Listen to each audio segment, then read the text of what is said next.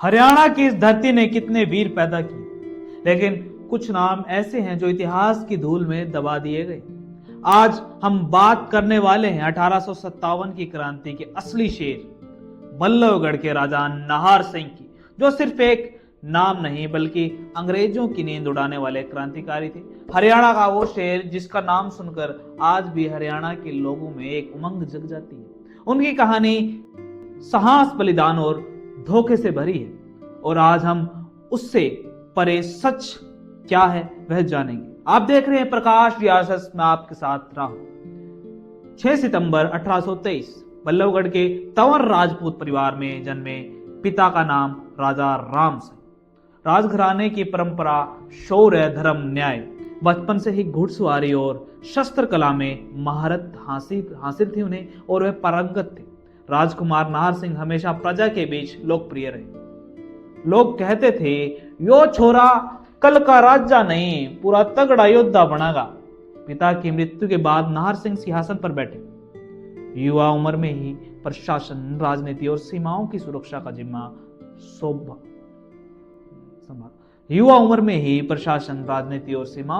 का जिम्मा संभाला। वे प्रजा की भलाई और न्याय के लिए मशहूर हुए। बल्लभगढ़ धीरे धीरे अंग्रेजों की नजर में आने लगा, या कहें तो चढ़ने लगा, क्योंकि यहाँ का राजा सीधा साधा और सख्त मिजाज का था। 1857 की क्रांति जब मेरठ में चिंगारी उठी, दिल्ली में बहादुर शाह जफर को क्रांतिकारियों ने भारत का बादशाह घोषित किया।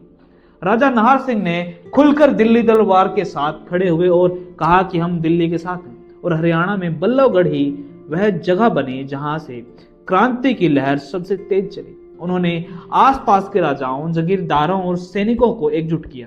आपको बताते हैं कि अंग्रेजों की नजर में सबसे खतरनाक बागी, अंग्रेजों ने उन्हें एक्सट्रीम डेंजरस रेबल घोषित किया था। बल्लभगढ़ किला क्रांतिकारियों का मुख्य ठिकाना बन गया था। नाहर सिंह ने हथियार, भोजन, घोड़े और सैनिक सब कुछ दिल्ली भेजे। उन्होंने अंग्रेजों को हरियाणा में आगे बढ़ने से कई बार रोका और उन्हें मुंह की खानी पड़ी। ब्रिटिश अफसर लिखते थे, जब तक बल्लभगढ़ का युवा राजा जिंदा है, दिल्ली हमें नहीं मिलेगी। धोखे से गिरफ्तार किया गया था बल्लभगढ़ के राजा नाहर सिंह को। क्रांति जब कमजोर पड़ने लगी तो अंग्रेजों ने चाल चली। आसपास के कुछ राजाओं और जागीरदारों को दबाव में लिया गया। मुलाकात के बहाने से बुलाया गया, नाहर सिंह को पकड़ लिया गया। इतिहास गवाह है, आजादी के नायकों को अक्सर दुश्मनों से नहीं बल्कि अपनों के धोखे से चोट मिली है। उन्हें दिल्ली के लाल किले में कैद कर लिया गया। मुकदमे का नाटक हुआ, बस नाम का कोर्ट सब पहले से तय। क्या मौत!